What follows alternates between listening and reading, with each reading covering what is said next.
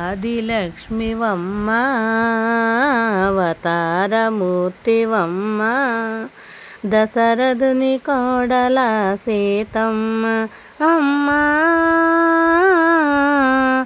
సీతమ్మ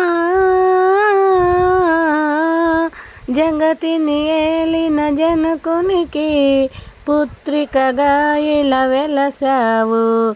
స్వయంవరంబుల వీరునిగా నిలిచిన రాముని వలచావు. చిరునవ్వు చిందించి కలహంసల నడచి రాముని మెడలోన పూమాలలేశావు.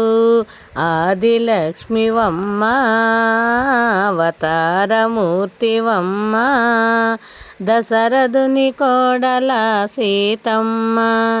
మందర మాటలు నమ్ముకొని దశరథుడిచ్చిన వరముగని రాముని అడవికి పంపావు. చేయమని కైకమ్మను కోరగను అది విన్న సీతమ్మ రామునితో అడవులకు చేరినది ఓయమ్మ చేరినది ఓయమ్మ. ఆదిలక్ష్మివమ్మ అవతారమూర్తివమ్మ దశరథుని కోడల సీతమ్మ. రావణ మాయలు తెలియక నీవు మాయలేడిని కోరావు. రావణ చెరలో చేరావు. రామునికై దుఃఖించావు.